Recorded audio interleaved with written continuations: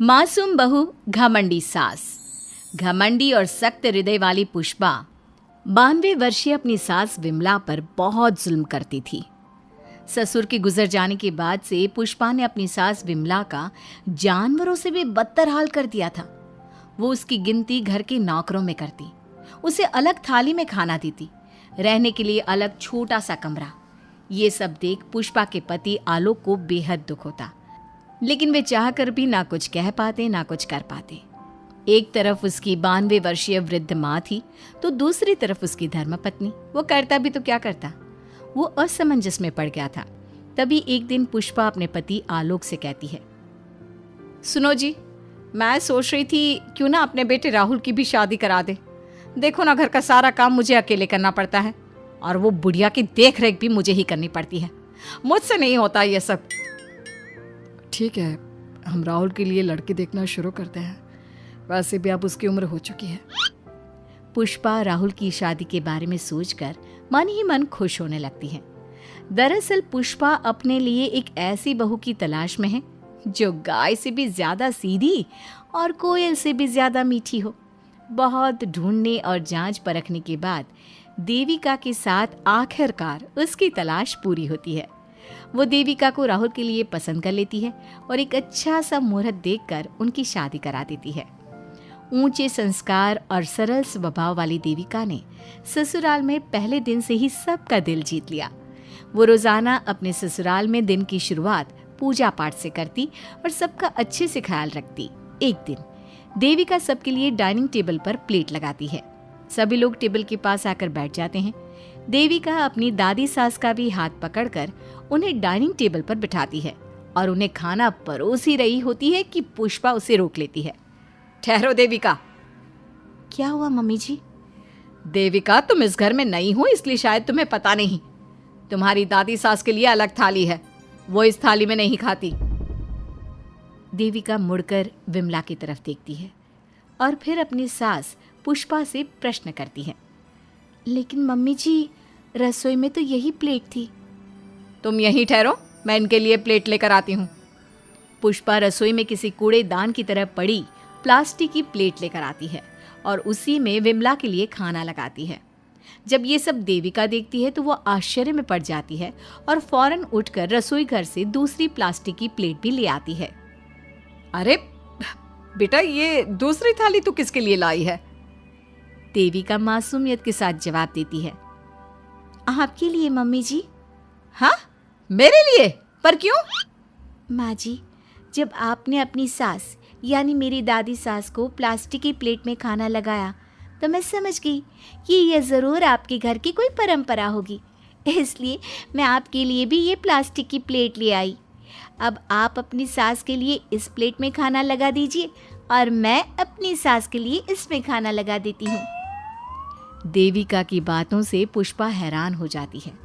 वो सोच में पड़ जाती है कि वो अपनी बहू देविका की मासूमियत पर खुश हो या फिर उसकी नासमझी पर दुखी।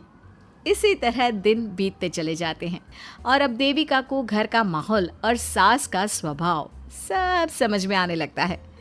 एक दिन सुबह पुष्पा अपनी सास यानी विमला को उसके कपड़े धोने के लिए कहती है और ये सब दूर से देविका देख लेती है।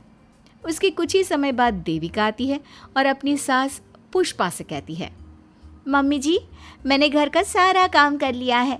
कपड़े, बर्तन, झाड़ू, पोछा सब लगा लिया है। अब मैं आपके पैर दबा देती हूँ। अरे लेकिन बेटा, तूने कपड़े नहीं धोए?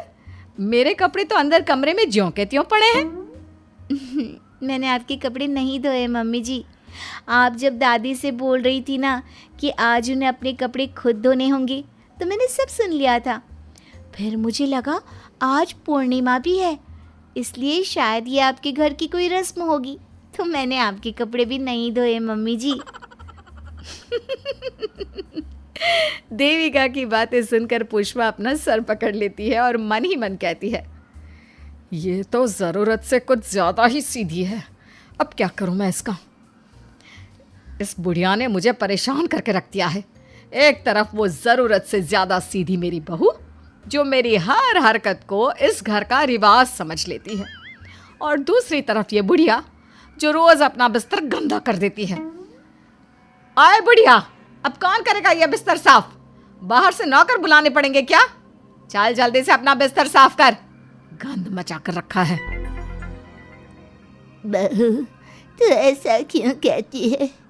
मैंने तेरा क्या बिगाड़ा है? मैंने तो कभी तुझसे ऊंची आवाज में बात तक नहीं की, पर तू मुझसे इतनी नफरत क्यों करती है? तभी वहां आलोक, देविका और उसका पति आ जाता है। क्या हुआ पुष्पा, तुम माँ पर ऐसे क्यों चिल्ला रही हो? अरे देखो ना अपनी माँ को, इस बुढ़िया ने अपने बिस्तर का क्या हाल कर रखा है। कितनी बदबू आ रही है इस बिस्तर से, किसी काम की नहीं ये बुढ़िया। आप एक काम क्यों नहीं करते, इस बुढ़िया को वृद्धाश्रम क्यों नहीं छोड़ आते? आलोक ये सुनकर परेशान हो जाता है। वो मन ही मन अपनी माँ से अपनी गलतियों की माफ़ी तो मांगता है, लेकिन जुबान से कुछ नहीं बोलता। बहू, ऐसा मत कर बेटा, तू जैसा बोलेगी मैं ठीक वैसा ही करूँगी। मैं अभी इस बिस्तर को साफ कर देती हूँ, पर प्लीज़ मुझे इस घर से मत निकाल। यह घर मेरे पति की आखिरी निशानी है। मैं अपनी अंतिम सांस तक इसी घर में रहना चाहती हूँ। माँ जी, दादी सास का बिस्तर मैं साफ कर दूंगी और अब से आपको कोई शिकायत का मौका भी नहीं दूंगी। आप प्लीज़ दादी को वृद्धाश्रम मत भेजिए। हाँ माँ, दादी को रहने दीजिए ना यहीं पर, उनके बिना ये घर बिल्कुल अच्छा नहीं लगेगा। देखो बेटा, इनका जाना ज़रूरी है। अब इनकी उम्र हो चुकी है, इसलिए अब इन्हें अपनी बाकी की ज़िंदगी वहीं बितानी पड़ेगी। इतने में देविका वहाँ से चली जाती है और कुछ ही मिनट बाद एक बड़ा सा बैग लेकर वहाँ पहुँच जाती है। देविका के हाथ में बैग देखकर सब अचंभे में पड़ जाते हैं। अरे देविका, तुम ये बैग कहाँ से लाई? तुम कहीं जा रही हो क्या? माँ जी ने अभी तो बोला थोड़ी देर पहले कि अब उनकी सास बूढ़ी हो चुकी हैं और उनकी असली जगह वृद्धाश्रम में ही है, तो मैं ये दूसरा बैग उनके लिए भी ले आई। वो क्या है ना, उम्र तो अब मम्मी जी की भी हो चुकी है, कल तो जाना ही है। इससे अच्छा अभी चली जाएंगी तो दादी सास को भी एक सहारा मिल जाएगा। क्या? क्यों बहू, तू मुझे वृद्धाश्रम भेजेगी हैं, अपनी सास को? मम्मी जी, अगर आप इस परंपरा का पालन करेंगी तो मुझे भी तो इस परंपरा का पालन करना पड़ेगा ना। मैं बिल्कुल आपकी तरह बनना चाहती हूँ। मेरी माँ कहा करती थी, ससुराल में बिल्कुल अपनी सास के नक्शे कदम पर ही चलना। जैसा वो करें और जैसा वो रहे, ठीक वैसा ही रहना। तभी मैं एक अच्छी बहू बनने में कामयाब हो पाऊंगी ना सासू माँ। देविका की ये बातें सुनकर पुष्पा की आंखों में आंसू आ जाते हैं। देविका की बातों में उसे मासूमियत के साथ साथ आज बहुत सी चीजें सुनाई देती हैं, जो चीख चीख कर बताती है कि वो आज तक कितना गलत करते आई हैं। बेटा, तूने तो मेरी आंखें खोल दी।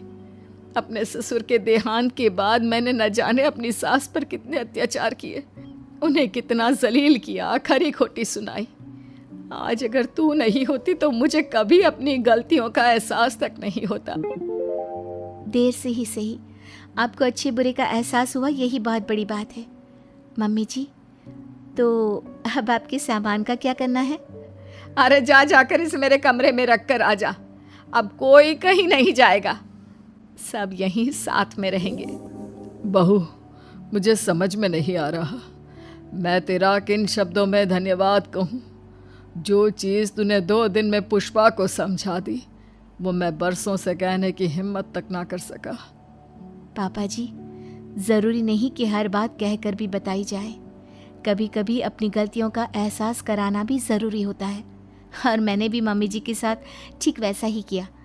उन्हें उनकी गलतियों का एहसास कराया और देखिए आज सब ठीक हो गया। सच में देविका, तुमने आज हम सबको बहुत बड़ी सीख दी है। अब पुष्पा सुधर जाती है और घर की पूरी जिम्मेदारी देविका को सौंप देती है, और अब उनका परिवार एक सुखी और समृद्ध परिवार की तरह रहने लगता है।